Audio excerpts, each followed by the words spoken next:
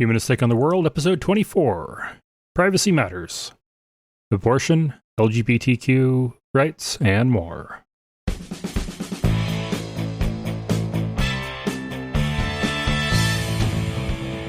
Welcome to another episode of Humanist Take on the World. This is our 24th episode since the rebranding, so this is a topic that I've wanted to cover for a while, but I tried a couple times and there was the right stories this time to help talk about it. So it helped get my thoughts on it all worked out for how to present it on the show. So hopefully this is all good. With the news stories, I'm glad that I have chapters enabled for the show now. So if you are using a podcast app that supports chapters, then if one of these stories is upsetting, you can just skip to the next chapter. If you don't, might want to look into some other options that do support that. But at this point, most apps should be supporting chapters. So I guess we should go ahead and get started.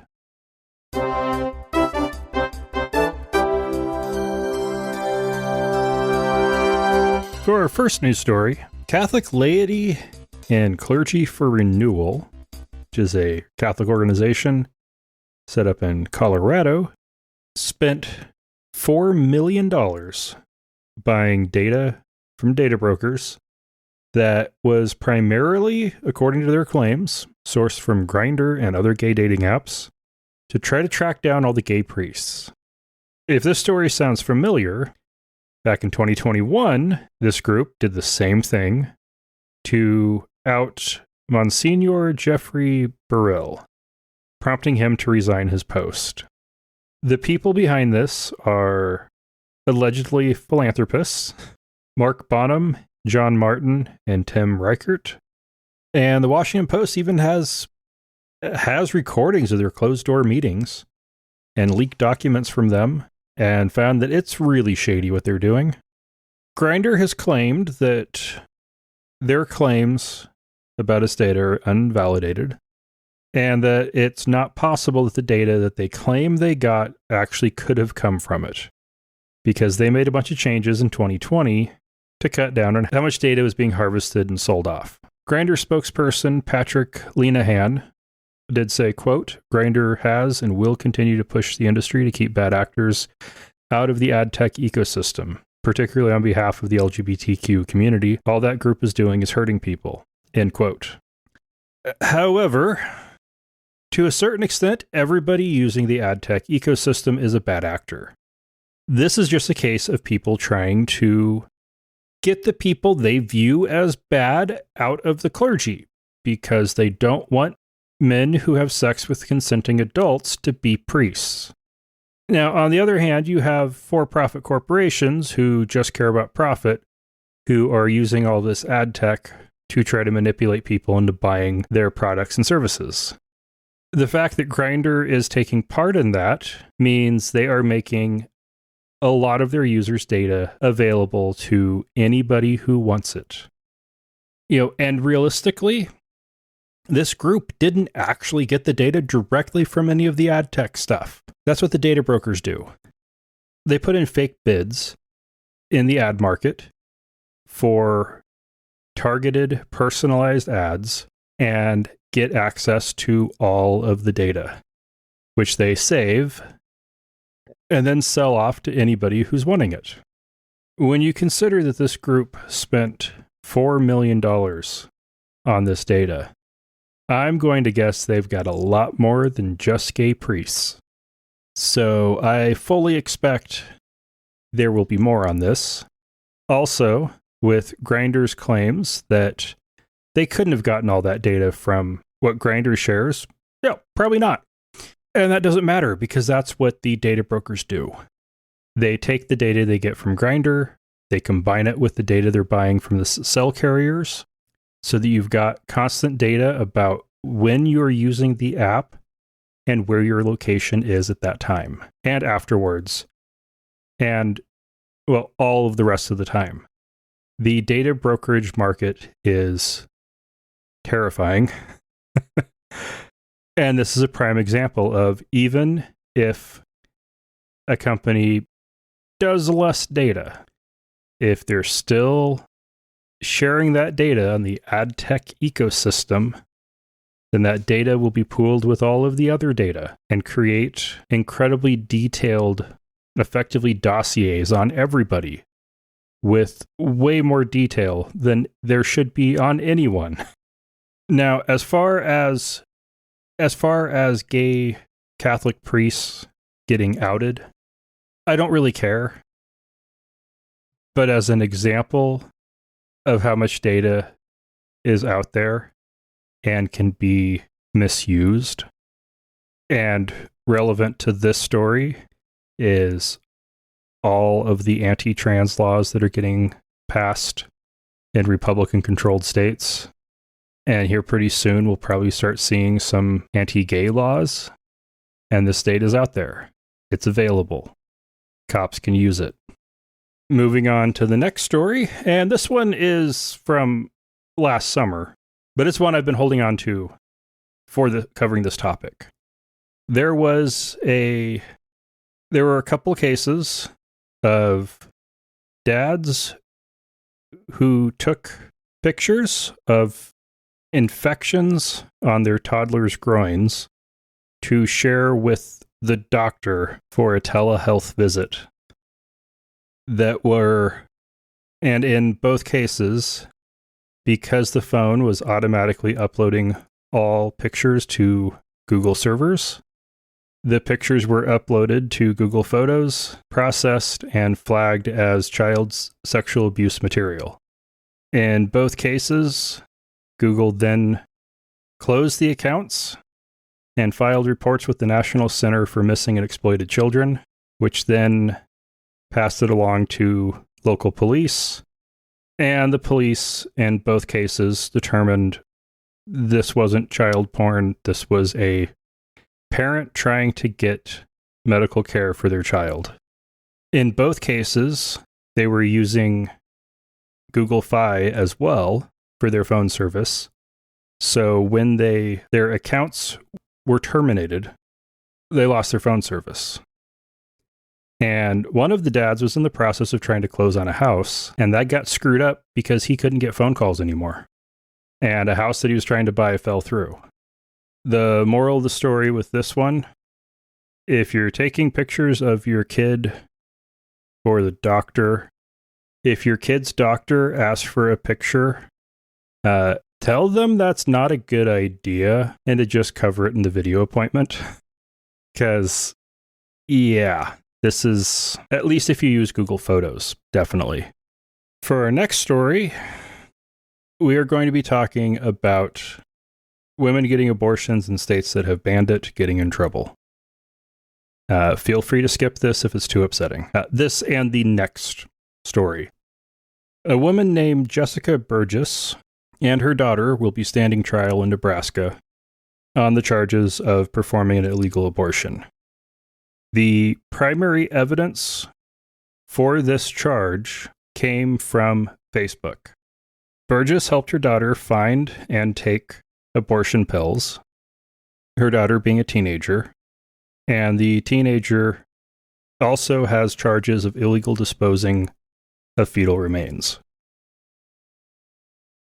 Meta, the new name for Facebook's parent company, claims that they got a legal warrant from law enforcement that did not mention abortion, since it was specifically about the disposal of fetal remains, and thus it didn't violate Meta's promise that they wouldn't respond to any cases mentioning abortion.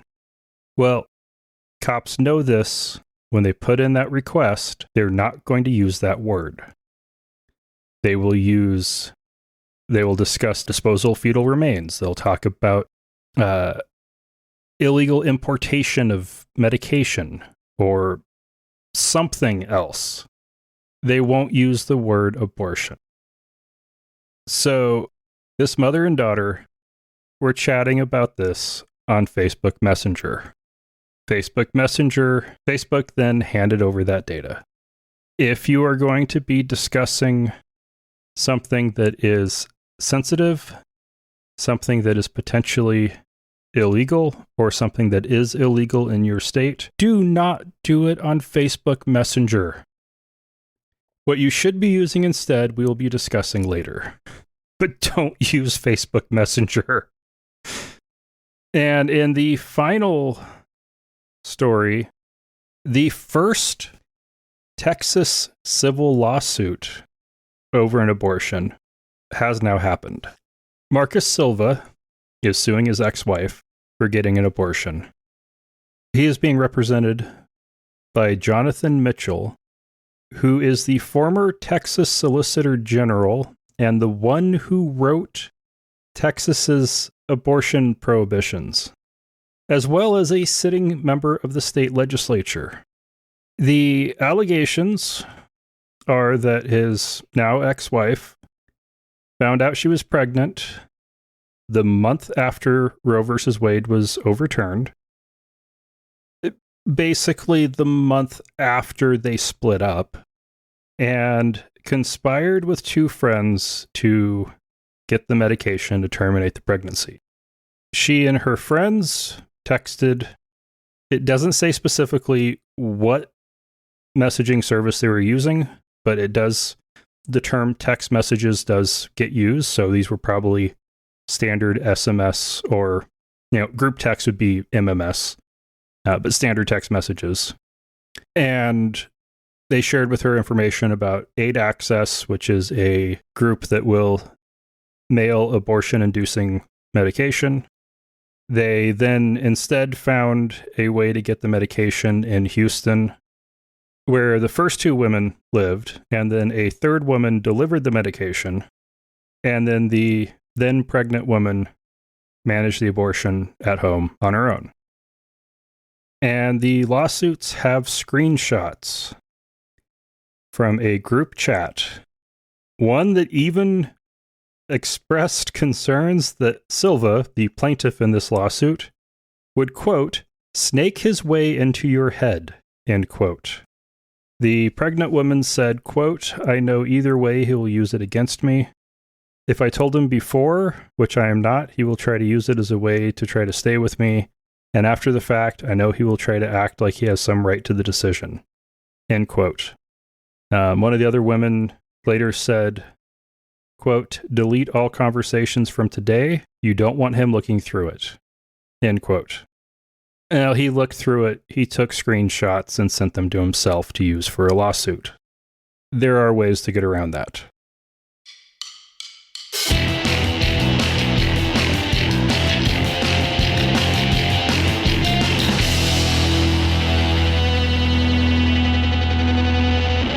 In all of these stories, they could have been avoided. The gay priests getting outed by Grindr and various other data. If they had been smarter about compartmentalizing parts of their lives, they could have avoided that. The dads that got in trouble because of their photos going to Google, if they had thought about where their photos were going, they could have avoided that. If they didn't have auto upload on, they also could have avoided that. And with the women getting in trouble over abortions, with various chat services and text message options being used, there are ways to avoid that as well. When talking about online privacy, or any kind of privacy or security, the primary concept is your threat model. The threat model is something that is personal for everybody. It is individualized. It is your threat model is unique to you, and your threat model today might be totally different from what it is tomorrow. And as more and more draconian laws are passed, as we move closer and closer to The Handmaid's Tale or any other dystopian future being reality, threat models have to change, and you need to adjust to that threat model. When it comes to text messages, if you are discussing something that if it became public would get you in trouble with the law or your employer, you should be using an encrypted service. And it should be self-destructing. And you should have it locked down.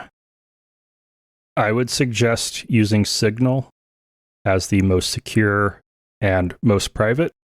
If you're into a situation where you want to be able to use text messages to talk to a friend about something, and you reasonably shouldn't be comfortable doing it over the way you normally text with that friend, call the friend up, ask them to install Signal on your phone, and just move the conversation there. Set the conversation to auto-delete, and set Signal to using a PIN or biometrics. If you are in a situation where you are in the process of leaving a spouse, make sure your spouse doesn't have access to your phone. Make sure it has good locks. Change PINs if you need to. If you have an iPhone, there are new provisions in place. It's called Safety Check, where you can lock down access to your Apple account. Change passwords if you need to. Change PIN codes. Make sure that you're the only one who has access to it. If you're visiting an abortion pill website, use a VPN. They all have trackers on them. If you're not using a VPN, then that website will track it to your IP address, which will track it to you personally. Now, of course, at the point that you're buying it and having it shipped to you, that's a little harder to hide, but they should keep that more private than the analytics. So at least make sure they don't get your IP address so that visiting that site can't be tracked back to you. I know money is often a concern. Proton has a free VPN plan. Don't abuse it. This would be a case where it would be prudent to use.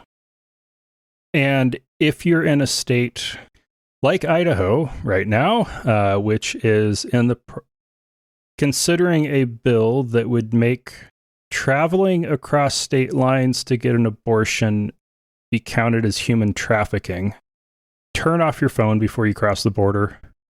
I know that's very problematic on its own, but at the very least, make sure before you go to the exact place where the abortion will be done that your phone is off so that data isn't being sold as well.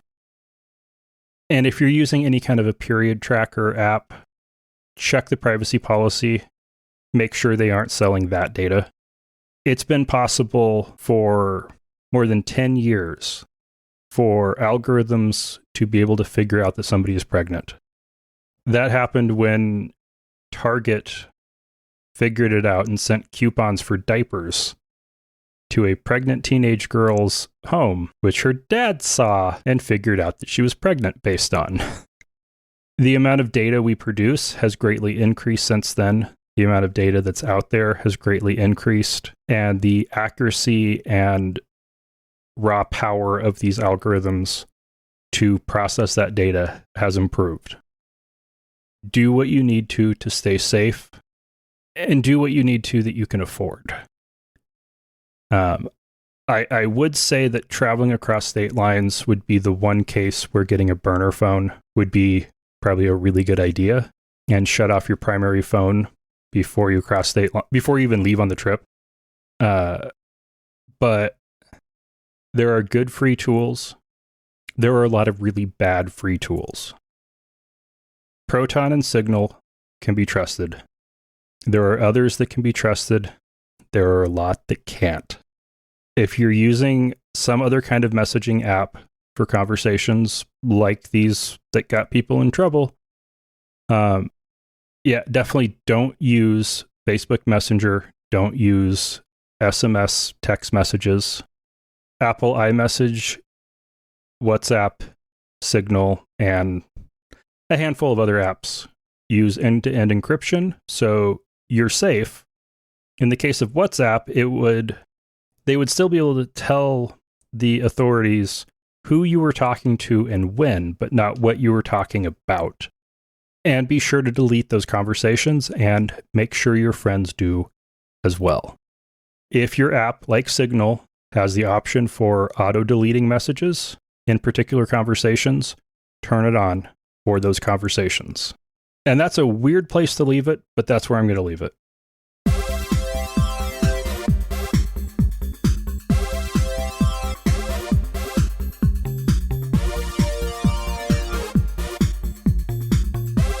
All right, we have feedback.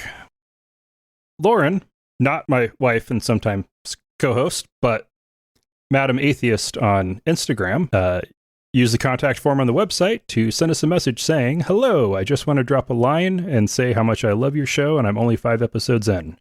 Really love your content. I love your speakers. I love your topics. Keep it up, and I can't wait to listen more." If you want a good reason to give us feedback, Kylie, who is 5 years old now, really wants to come on the podcast. And I want your questions. Keep them appropriate. Be nice. But I'd like to get some listener questions for Kylie. If you want to send that or any other feedback in, you can use the feedback form at htotw.com/contact. You can leave us a voice message at 208-996-8667. Or use the speak pipe button on the website. If you want to support the show, you can do so on a monthly basis with Patreon or just once with PayPal, credit, debit, Apple Pay, or Google Pay. And you can find the links at htotw.com/donate. If you want to meet up with other listeners on the show, you can do so on Discord at htotw.com/discord. And until next time, remember, not all those who wander are lost.